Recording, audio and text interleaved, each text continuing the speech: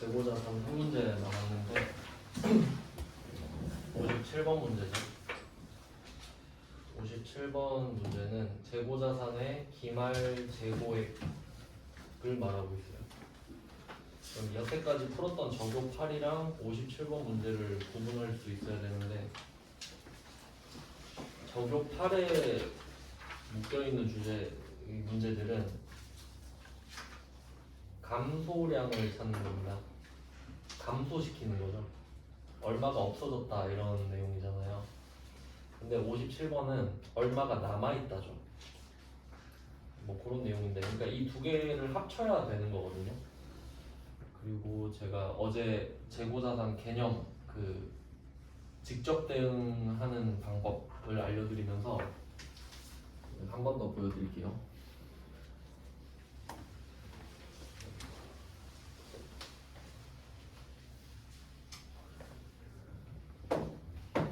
이게 프로그램 특성 때문에 그런데 어제 제가 적었던 회계 처리가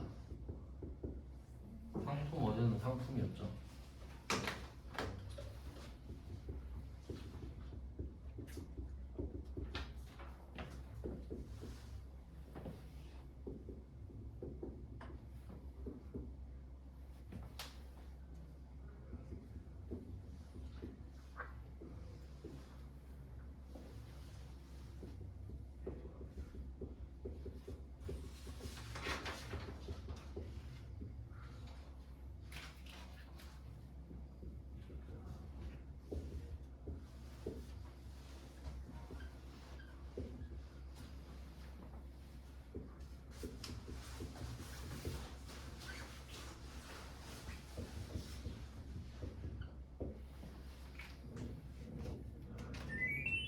어제 요거를 적었는데요.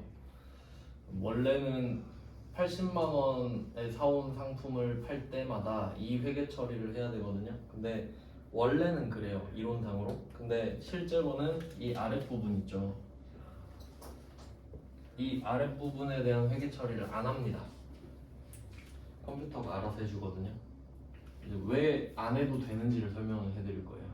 지금 하는 57번이랑 관련이 있거든요. 그럼 지금 한 개 팔았는데 이거를 3개 사왔다고 해볼게요. 3개. 그럼 처음에 이거 T 계정이라는 게 또 있는데, 내가 특정 계정 과목에 대해서 그 계정 과목만 증가량 감소량을 보고 싶을 때 이런 식으로 알파벳 T를 그리거든요. 그러면 상품이라는 계정 과목을 T 위에 올렸잖아요. 그럼 얘의 성격부터 파악을 해요. 얘는 자산입니다. 그러면 자산은 차변의 증가, 대변의 감소입니다. 만약에 여기 부채나 자본을 올렸으면 대변이 증가입니다. 차변이 감소. 그래서 얘는 자산이니까 증가는 왼쪽에 쓰고 감소는 오른쪽에 쓰거든요. 그러면 상품이 늘어나는 사유는 두 개가 있어요. 첫 번째는 작년에 팔다가 남은 상품 있죠. 그걸 올해 1월 1일에 넘겨받은 경우예요. 그러니까 사실 실제로 증가한 건 아닌데 회계 기간이 1년이다 보니까 1월 1일에 새로 시작할 때 작년 입장에서는 팔다 남은 상품을 버리는 거예요. 작년 입장에서는. 근데 올해는 그 버린 걸 주워서 받는 거지. 그래서 그걸 기초 재고라고 해요. 기초. 그러니까 전기 2월 이렇게도 말을 해요. 그러니까 기초 재고가 있는 이유는 전기에서 2월 됐기 때문이죠. 그건 없다고 할게요. 그건 없어요. 넘어온 거는 없고 올해 3개를 사왔다고 할게요. 상품 80만 원짜리 3개 사왔다고 할게요. 매입을 하면 늘어날 수 있겠죠. 그럼 240. 그리고 80 곱하기 4으로 쓸게요. 그러니까 실제로 재고자산은 이런 식으로 단가랑 수량을 곱해야 되잖아요. 근데 그 재무제표에는 그 결과값인 240만 써 있는 거예요. 그러니까 우리는 이걸 따로 관리하고 있어야 돼요. 자, 이렇게 하면은 합계가 80 곱하기 3이 되죠. 뭐 사올 때는 우리가 가격이랑 수량을 구분하니까 이걸 적어놓으면 되는데 이제 없어지는 경우를 볼게요. 상품이 없어지는 경우는 두 개입니다. 첫 번째는 팔아야겠죠. 팔아서 없어지는 경우. 얘는 세 개네. 그럼 팔면 상품 매출 원가거든요.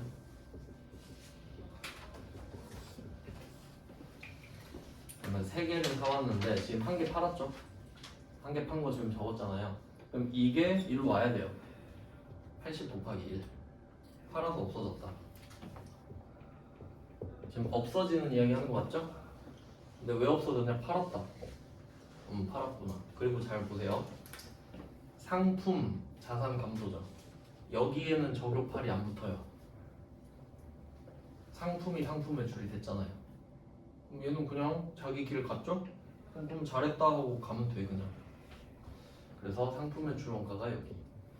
근데 아까 막 기부도 하고 뭐 복리후생비도 하고 했죠? 그건 적요팔을 붙이잖아요. 그러니까 만약에 그 80만 원짜리 한 개는 그 기부했다고 합시다. 기부. 그러면 이 그때 붕괴는 칸이 없어서 위에 쓸게요. 상품 80 기부금 80 이렇게 되겠죠. 그럼 이게 적요팔이죠.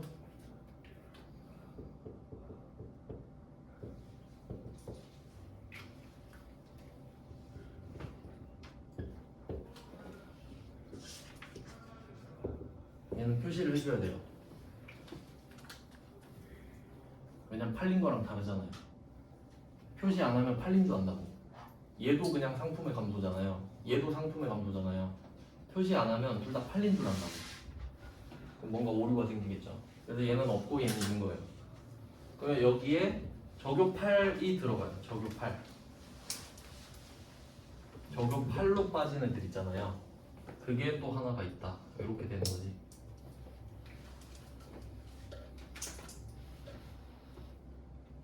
지금 없어진 이유가 두 개죠? 팔았다, 판 게 아니다. 없어졌다.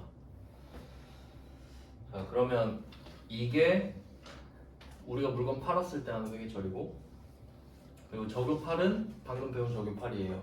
근데 적요팔은 우리가 회계처리를 직접 하는 거라고 지금 배우고 있잖아요. 그러니까 그때그때 직접 써야 돼요. 근데 이 팔았을 때 있죠. 팔았을 때는 원래 4개가 나와야 되는데 밑에 거 안 쓴다 그랬잖아요. 그러면 실제로는 써야 되는데 이 밑에 거를 안 쓰면 이게 안 들어가겠죠. 상품 매출 원가가 여기에. 그러니까 없다고 얘는 지금 일단. 그럼 도대체 어떻게 얘가 저절로 되는 거냐? 그래서 57번이 있는 거예요. 57번은 기말 재고 액이죠. 그러니까 창고 가서 몇 개 있는지 보라 이거예요. 근데 갔는데 80만 원짜리 지금 몇 개 있겠어요? 한 개 있겠죠.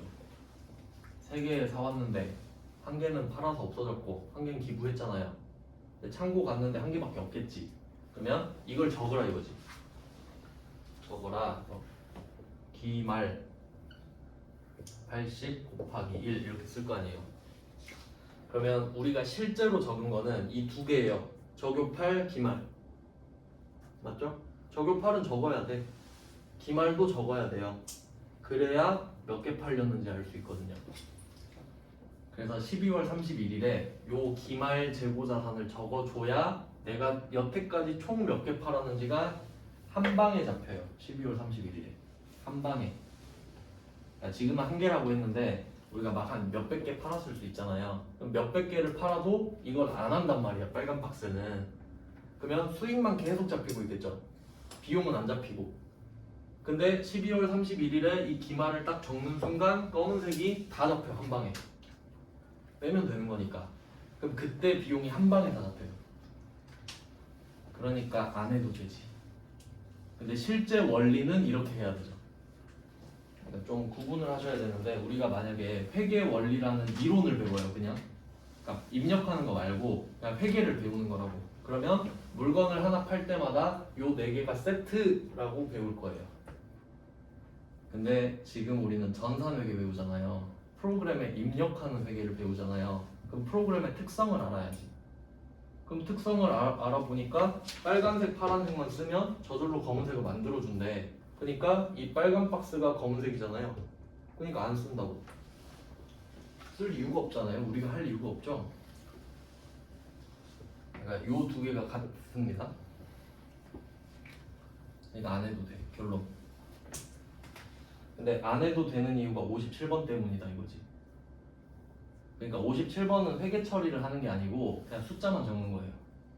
가서 430만 원 원재료 딱 적고 그러니까 입력하는 거예요. 그러니까 붕괴가 없어요. 얘는. 나중에 배웁니다. 결산에서. 그래서 지금 이 원리를 설명을 드린 거예요.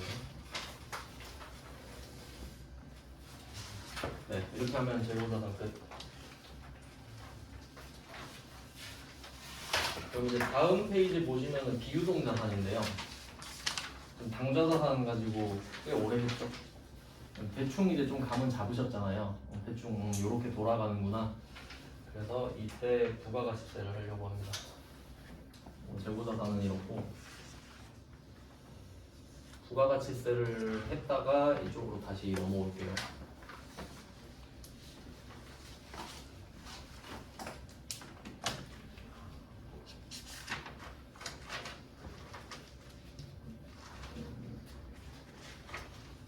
그 기본서를 참고하실 때는 제가 그 알려드리는 내용 위주로만 보시면 돼요.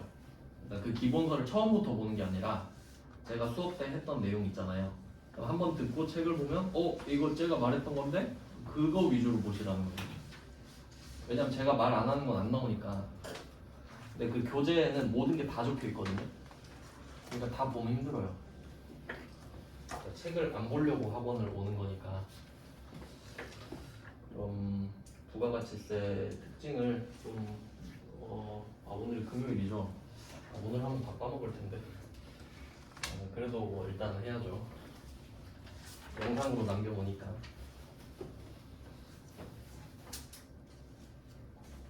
부가가치세 요거는 그 제 친구들도 좀 영상 좀 남겨놓으라 뭐 이런 요청이 많았거든요. 사업하는 애도 있고 하니까. 부가가치세 특징을 좀 보겠습니다. 그러니까 사실 법을 배우는 거예요. 법을. 부가가치세법. 세법 배우는 건데 기본적으로 세법은 세금을 걷기 위한 법이죠. 그러니까 그 취지를 기억하시면 돼요. 아, 세금을 걷겠구나. 그러면 누구한테 거둘지부터 찾아야 돼요. 당연한 말이죠. 세법은 세금을 거두려고 만든 법인데 그럼 누구한테 거둘 거니? 이것부터 알아야 되는 거예요. 왜냐면 우리가 거기에 해당이 되면 이 법을 공부해야 되는 거고 해당 안 되면 안 하면 되니까. 이렇게 돼요. 그래서 뭐 납세자가 있는데 원래 납세자인데 저는 그냥 납세 의무자라고 하겠습니다. 정확히는 좀 다른데 좀 더 느낌이 세금을 내야 되는 사람, 납세 의무자. 납세 의무자는 사업자입니다. 사업자.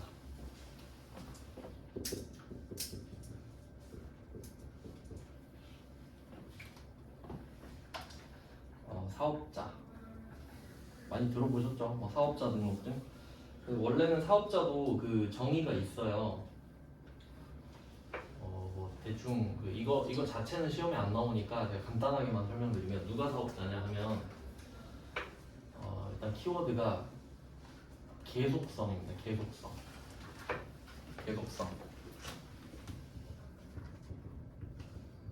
계속 해야 돼. 계속. 한두 번으로는 안 돼요. 한두 번으로는 안 되고 계속 해야 되고 그 다음에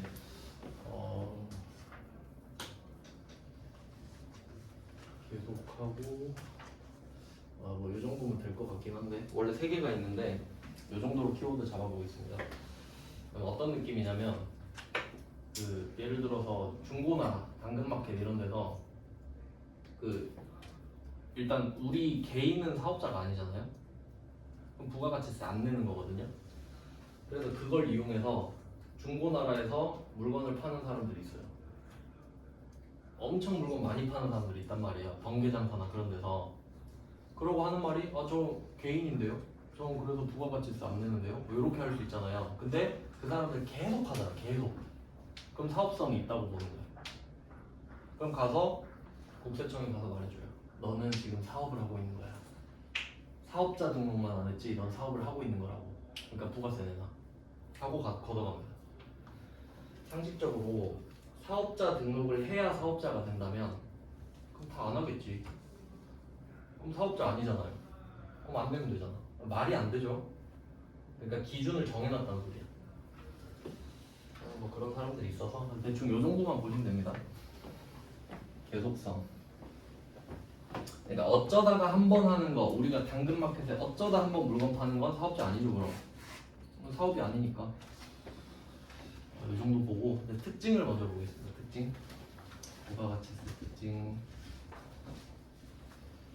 첫 번째는 국세입니다. 국세. 국세의 반대는 지방세예요.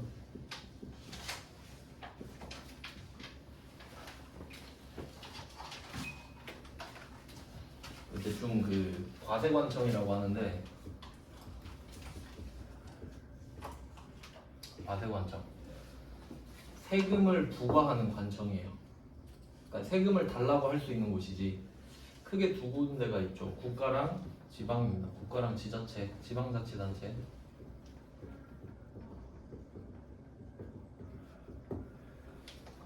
우리는 소속이 두 개잖아요. 대한민국 국민. 여행 갈 땐 대한민국 국민이지. 그냥 국내에 살 때는 광주광역시민. 두 개예요, 소속이. 그래서 세금 두 번 내잖아요. 국세도 내고 지방세도 내고. 그다음에 이제 국가에서 걷는 세금은 국세청 담당이고요. 국세청 들어보셨죠? NTS. 그럼 국세청 밑에는 지방국세청이 있어요. 여기 광주에는 전남국세청일 거예요. 국세청 밑에 전남국세청. 그리고 그 전남국세청 밑에 세무서. 저기 광주 세무서 있죠? 요런 라인이에요. 여기서 일하는 사람들 있잖아요. 국가직 공무원, 세무직 공무원. 그 다음에 지방자치단체. 여기는 뭐 시청 있을 수 있고 시청, 뭐 구청, 주민센터 뭐 이렇게 가겠죠?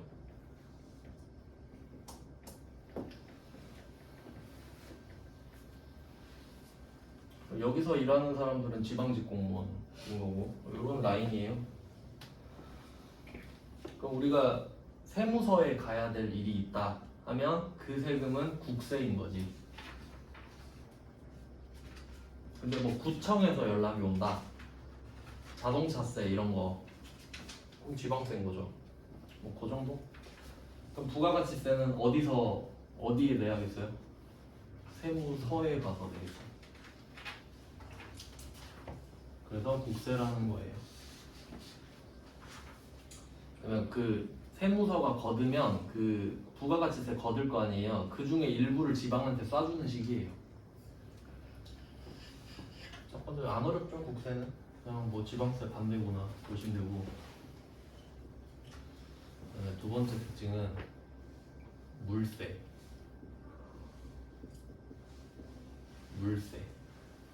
반대는 인세.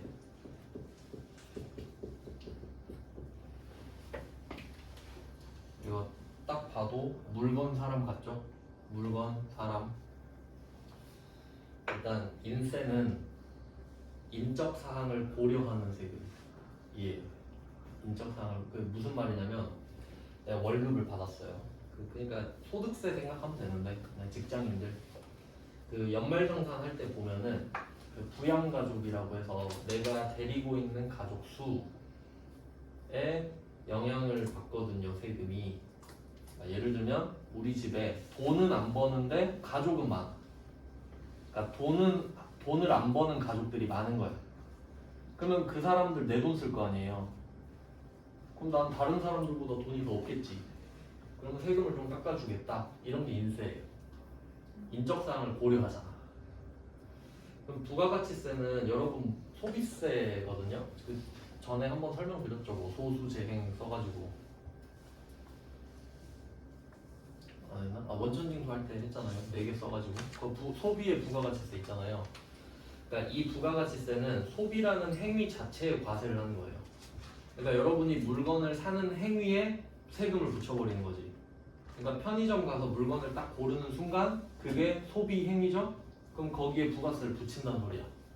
그러니까 부가가치세를 내기 싫으면 물건을 안 사면 돼. 뭐 그런 내용이거든요. 그러면 만약에 부가가치세가 인세잖아요. 그럼 여러분이 편의점 가서 커피를 하나 딱 골라요? 그러면 알바가 물어볼 거예요. 가족 몇 명이냐고. 가족 많으시면 좀 깎아드릴게요. 이럴 거라고. 그러나요? 안 그러죠? 그냥 물건이 1,000원이면 1,000원에 10%인 100원이 붙어요. 그러니까 물세야. 그냥 물건에 세금 붙이겠다. 그럼 가족이랑 전혀 상관없죠? 그러니까 인세가 아니라 물세. 이런 내용이죠. 그러면 이 물세는 그냥 물건만 보겠다. 이렇게 되는데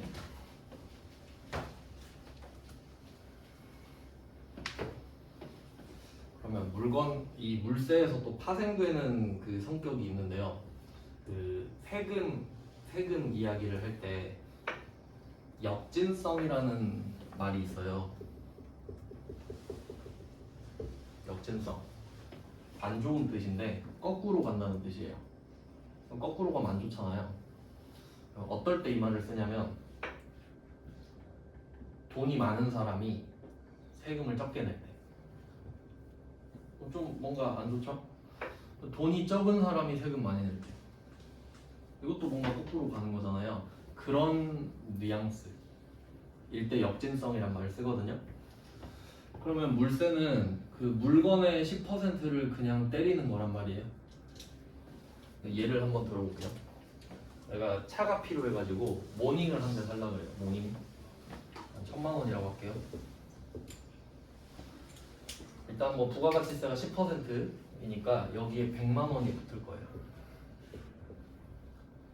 그럼 우리는 1,100만원을 내야 됩니다. 근데 1,000만원은 안 아깝지. 1,000만원 주고 차가 왔으니까. 근데 100만원은 그냥 내야 되는 거예요.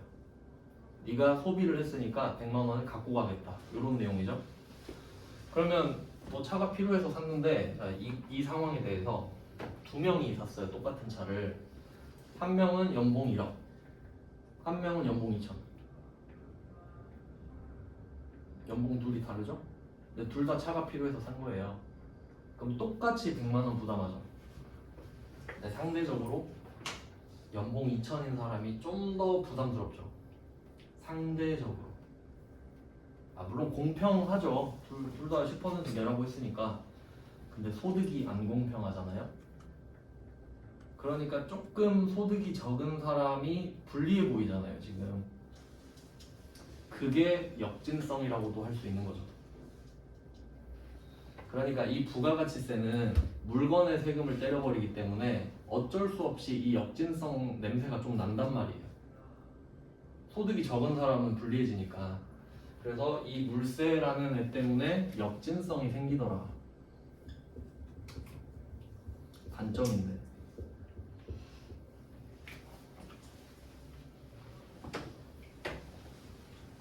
그러면 이 부가가치세를 만들면서 당연히 알고 있었겠죠? 이렇게 될 거. 그러면 이 단점이 있는데 그냥 모르는 척하면 좀 나쁘잖아요. 그래서 좀 신용이라도 해야지. 그럼 이거를 없애려면 부가가치세를 없애야 되거든. 그건 안 되죠. 그래서 내가 완화를 해주겠다. 없애는 건 좀 그렇고 완화를 좀 해보자.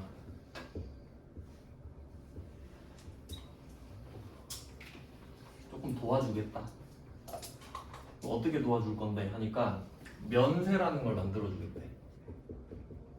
면세. 세금을 면제해주겠다는 거죠. 그럼 일단 이름이 면세인데 뜻 자체는 세금을 면제해준다는 뜻이죠. 뜻 자체는. 근데 실제 의미는 부가가치세만 면제가 되는 거예요. 정확히 말하면 개별 소비세도 포함되는데 지금 우리 부가가치세 하니까 실제로 세법이 25개인가 있거든요. 근데 그 중에 부가가치세 면제해준다는 뜻이에요. 그러니까 면세라고 해서 모든 세금이 면제되는 건 아니란 거지. 그러니까 약간 고유명사 같은 느낌이에요. 부가가치세 면세 이렇게 되는 거죠. 그러면 면세를 한다는 거는 부가가치세를 안 붙인다는 소리거든요. 그럼 우리가 면세 물건을 사면 부가가치세가 안 붙어 있으니까 좀 더 싸게 살 수 있다는 소리예요. 근데 어떤 물건에 부가세를 면세할 거냐, 이게 이슈가 되겠죠. 그래서 이때 면세는 키워드가 미니멈입니다. 미니멈, 최소한에다가 면세를 해주겠다, 이렇게 되거든요. 그래서 뭐 대충 우리가 면세 항목을 다 외울 수는 없으니까 제가 몇 개만 좀 알려드릴게요. 패턴 잡으라고. 의식주로 한번 해볼게요. 의식주. 살아가는 데 필요한 것들. 의식주.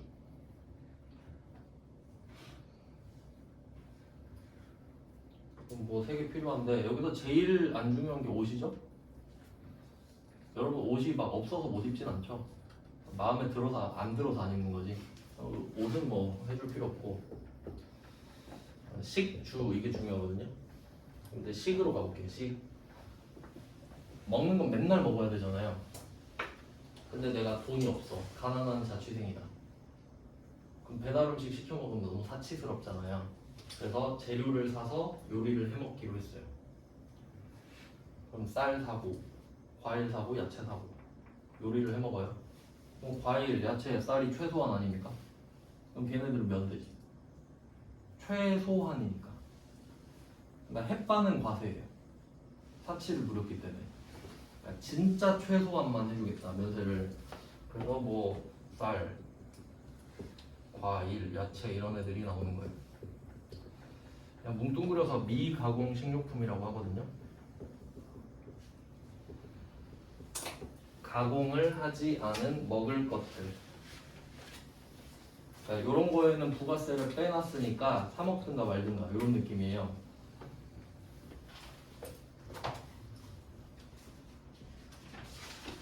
그러니까 이거 왜 면세를 만들었냐면 주로 저소득층이 사는 물건들 있죠. 거기에만 부가세를 빼는 거야. 그럼 부자들은 그런 거 안 살 거 아니냐. 그럼 너네들만 사고 혜택 누려라. 약간 이런 식으로 해주는 거죠. 뭐 식은 요 정도고요. 미가공 식료품. 그리고 그 물은 수돗물만 면세해요. 생수는 과세예요. 생수는 사치니까. 뭐 수돗물까지 포함되고. 그 다음에 주로 가볼게요. 집이 제일 중요하죠, 사실. 그러면 돈이 많으면 집을 사면 됩니다. 맞죠? 근데 돈이 없으면 남의 집 빌려 써야 되죠. 그러면 돈이 많으면 집을 사면 되고, 그럼 최소한이 남의 집을 빌려 쓰는 거잖아요. 그러니까 주택, 임대차가 면세야. 매매는 과세겠죠. 그러니까 이런 식으로 바닥을 잡았다는 거예요.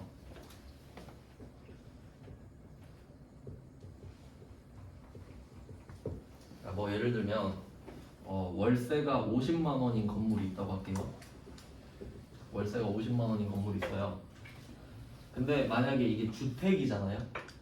주택이나 뭐 주거형 오피스텔 이런 거 있죠? 그러면 50만 원으로 끝이에요.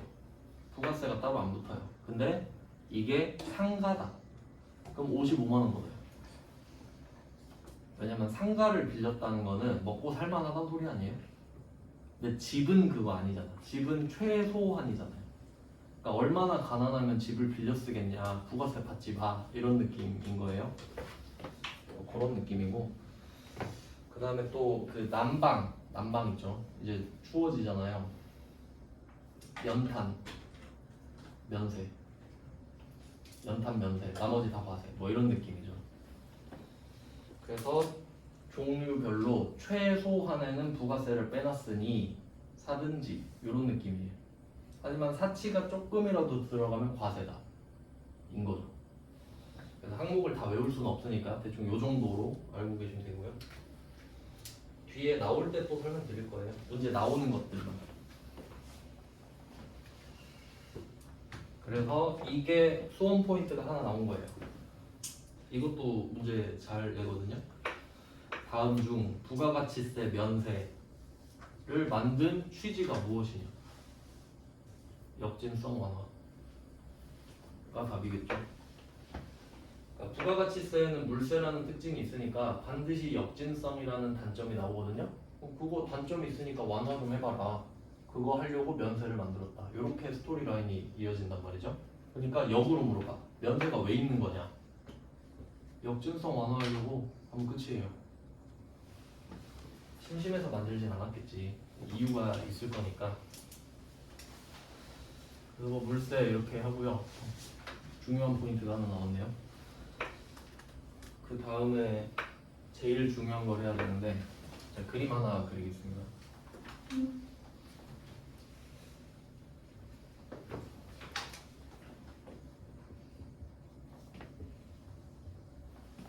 A, B, C, D를 그려서 유통 과정을 그릴 거예요. 유통 과정. 물건을 이렇게 넘길 거거든요.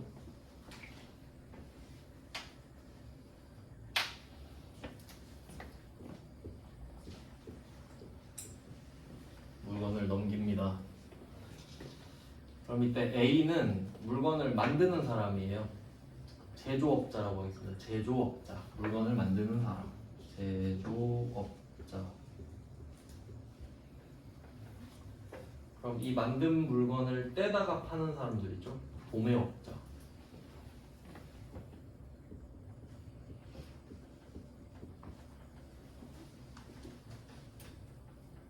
그럼 도매업자는 많이 떼오는 사람이고, 그 다음 그 사람한테 또 떼오는 사람 있죠? 소매업자, 리테일러죠.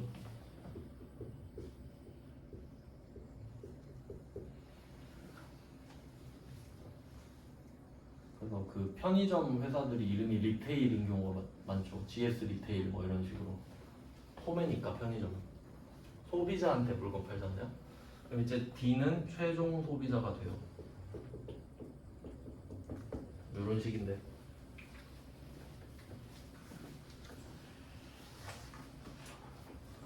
그러면 4명을 그렸습니다. 그럼 이때 사업자가 납세 의무자잖아요. 사업자가. 그럼 이 중에 사업자는 A, B, C예요. 사업자. 이 사람은 납세 의무자가 있는 겁니다.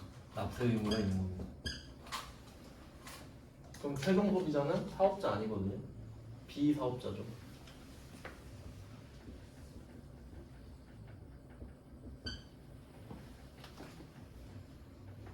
일단 이렇게 나눴어요. 그리고 이제 물건을 한번 팔아볼게요. 물건을 200원, 500원, 1000원 이렇게 팔아보겠습니다. 200원, 500원, 1000원.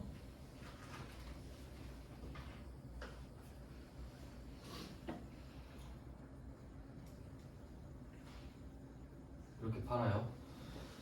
그러면 기본적으로 그 물건을 팔 때는 우리나라 부가가치세율은 10%죠.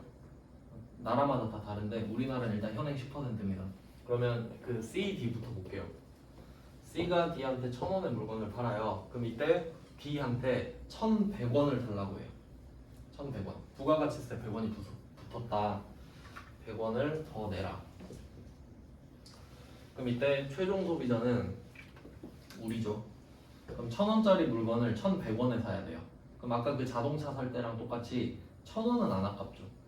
물건값이 1000원이니까. 근데 100원이 아깝잖아, 우리 입장에서. 그래서 이 D는 100원을 부담하는 거예요. 100원을 부담하는 겁니다. 부담. 그럼 여러분은 그 물건 살 때마다 그 영수증에 VAT 써 있잖아요. 그걸 부담하신 거예요. 납세한 건 아니에요. 왜냐면 납세는 세무서에 가서 내는 걸 납세라 그러거든요. 그럼 납세한 건 아니지. 그래서 최종 소비자는 납세를 하는 게 아니라 부담만 해요. 그럼 이 100원을 부담하면 이 100원이 C한테 넘어가죠. 자, 그러면 이 C는 100원을 우리한테 삥 뜯은 거 아니에요? 그리고 이 100원을 내는 겁니다, 지가. 그러니까 이 구조를 잘 이해해야 돼요. 사업자가 납세 의무자잖아요. 그럼 우리는 납세 의무자 하면 세금을 내니까 돈이 나간다 이렇게 생각하죠. 근데 지금 C는 손해를 보지 않습니다. 우리한테 삥을 뜯어서 그걸 내기 때문에. 맞죠? 지 돈으로 내는 거 아니잖아요. 그러니까 좀 특이한 세금이에요, 이거. 그럼 얘가 100원을 세무서 가서 내야 되거든요. 근데 생각을 해보니까 C가 B한테 500원에 사왔죠. B도 550원 달라 했을 거 아니에요.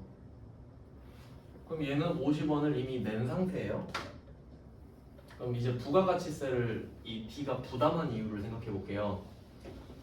우리가 물건을 사면 원래 막 제조 공장이 있을 거 아니에요. 그럼 우리 인터넷으로 그냥 마우스만 클릭하면 물건이 오죠. 그 물건을 사서 혜택을 누리기 때문에 부가가치세를 내는 거거든요. 그러면 할 말 없지. 뭐 편의를 누렸으니까. 근데 이 C 입장에서는 지가 이 물건을 안 썼지 않습니까? 그냥 넘겨주기만 했죠.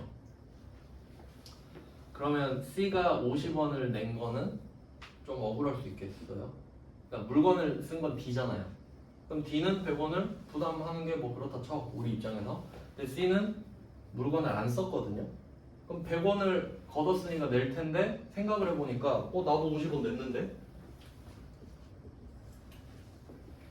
그럼 C는 50원을 안 내는 게 정상 아닙니까? 이 물건을 안 썼으니까.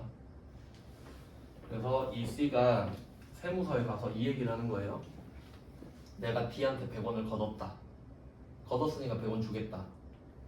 근데 이 세금은 이 물건을 사용하는 사람이 내는 걸로 알고 있는데 나는 50원을 냈다. 그래서 좀 억울하다. 50원은 줬으면 좋겠다. 이렇게 되는 거예요. 그럼 C는 100원을 내고 50원을 받습니다. 100원은 걷었고 50원은 냈으니까요. 근데 세무서랑 이야기를 하다 보니까 근데 굳이 그럴 필요가 있나? 그럼 그냥 50원만 내. 이렇게 되겠지. 굳이 100원 내고 50원 받을 필요 없잖아요. 그럼 50원만 내면 되겠네? 그래서 얘는 50원을 납부하는 거예요. 그럼 결과적으로 C는 손해를 안 봤어요. 100원을 걷었는데 50원은 자기가 가졌잖아요. 냈던 거에 충당했잖아. 그리고 남는 50원만 냈죠. 그럼 손해 하나도 안 봤어요. 그럼 이제 B가 50원을 갖고 있잖아요. 그럼 B도 50원 내야 돼 이제. 근데 얘도 할 말 있겠죠? 사올 때 나도 20원 냈는데 이거 물건 안 썼는데 30원 내겠죠.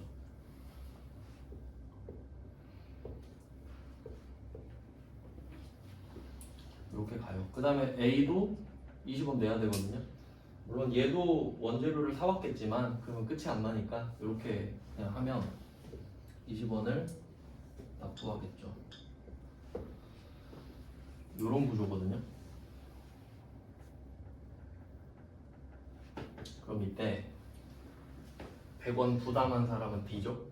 그럼 이 100원을 가지고 지들끼리 나눠서 내고 있는 거예요. 그러니까 납부만 대신하는 거예요. 그래서 이때 요게 포인트인데 이 납부랑 부담이 다르죠? 이게 특이해요. 원래 세금은 부담하고 납부를 같이 해야 되거든요. 내가 부담하고 내가 납부를 해야 정상인데 그래서 이때 세금을 부담하는 사람을 담세자라고 해요. 세금을 부담하는 사람, 담세자. 그럼 이 사람은 납세자가 되겠죠. 그래서 이때 이 두 개가 다른 경우가 특이한데 이걸 간접세라고 합니다. 간접세.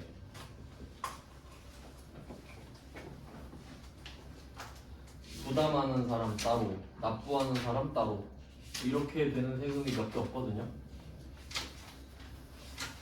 그래서 보통 세금 이야기할 때 간접세라고 하면 부가가치세입니다.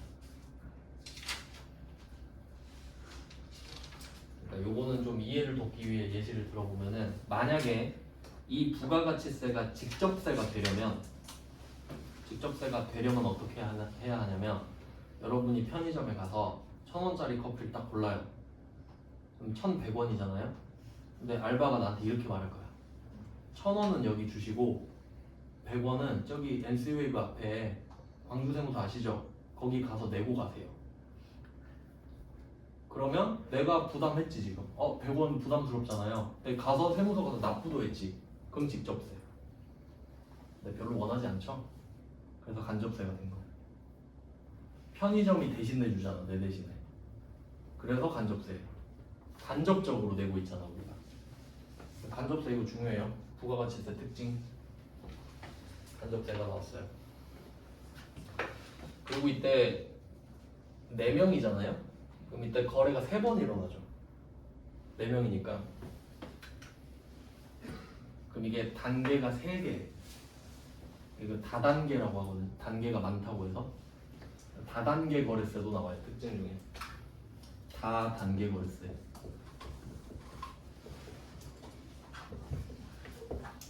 근데 이걸 전체적으로 보니까 이제 이 생각을 할 수 있거든요. 그러면 A가 만들고 D가 쓰잖아요. 그러면 이렇게 할 필요 없이 그냥 C가 D한테 100원 걷어서 내면 끝나지 않냐, 이렇게 생각할 수도 있거든요. 그렇잖아요. B랑 C는 도매업자, 소매업자잖아요.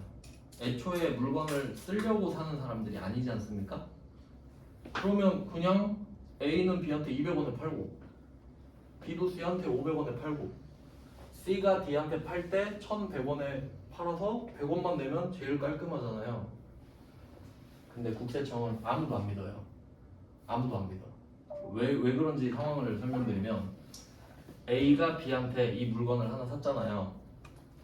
얘는 도매업자니까 명분은 팔려고 산 거지. 근데 얘가 이 물건을 써버릴 수도 있잖아. 저 휴대폰 떼다가 팔 거예요 했는데 이거 하나 써야지 팔 수도 있죠. 그러면 제조업자, 도매업자는 도매업자 믿고 부가세를 안 걷어버렸죠. 근데 얘가 이 물건을 쓰고 있잖아. 그럼 20원 날린 거죠, 국세청은.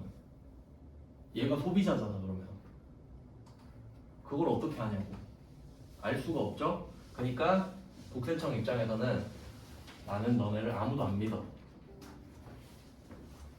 인간은 믿을 수 없어 하고 그냥 야 부가세 걷어.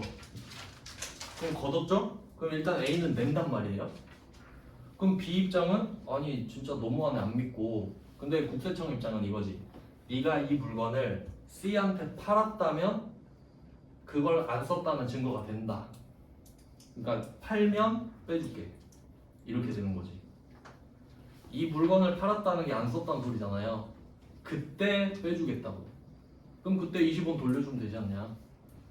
그래야 국세청이 힘이 세지잖아. 잡아놓고 인질로 잡고 있어야지. 이제 좀 이해가 되시나요? 그러니까 지들의 권력을 위해서지. 왜냐면 그냥 믿고 안 받아버리면 그냥 200원에 팔았잖아요. 근데 이걸 쓰고 있는 걸 내가 발견한 거야. 그럼 가서 야 20원 줘, 싫어요 이러면 못 걷잖아. 그러니까 일단 걷어놓고 돌려주는 방법이 제일 안전하지. 아무도 안 믿으니까 단계마다 다 떼라. 안 믿어서. 그래서 다 단계 거래세.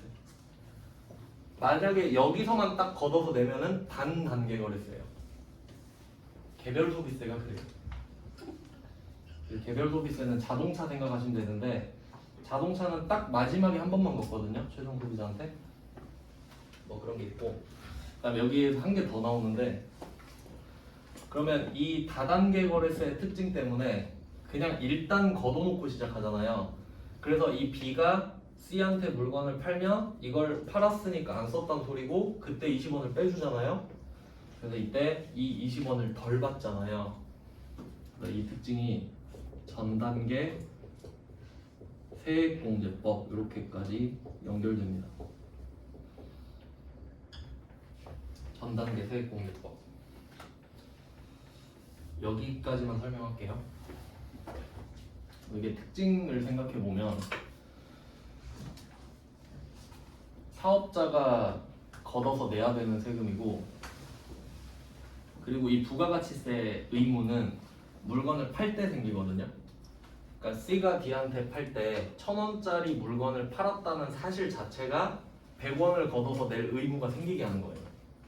네가 1,000원에 팔았으니까 100원 갖고 와, 이렇게 돼요. 그러면 기본적으로 부가가치세는 매출을 했을 때 일어나는 거잖아요. 그럼 베이스는 매출이야.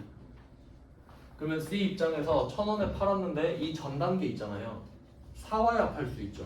그래서 이 전 단계는 B한테 사온 걸 말하거든요. 그러니까 여기서 전 단계는 매입이에요, 무조건. 전 단계는 매입을 말하는 거지. 파는 거에 전 단계니까.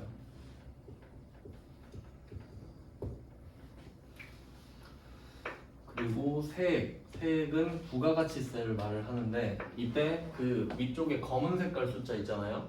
그러니까 요게 매출액, 매입액이 되는 거예요. 그리고 밑에 붙은 게 매출 세액, 매입 세액이 되겠죠. 그러니까 C 입장으로 보면은 1,000원이 매출액, 100원이 매출 세액 이렇게 돼요. 500원이 매입액, 50원이 매입 세액이 되겠죠. 그러면 전 단계가 매입이고 뒤에 세액이 붙잖아요. 그럼 얘 둘이 합쳐진 매입 세액이지. 그러니까 C 입장에서는 매입 세액이 50원 아닙니까? 요거를 공제는 빼다예요. 뜻 자체가 빼다예요. 그럼 빼주겠다. 이렇게 세 개가 연결되는 겁니다. 이 그림에서 세 가지 특징이 나왔죠. 그리고 얘는 그 내수 버전입니다. 내수 버전. 국내에서 일어나는 일.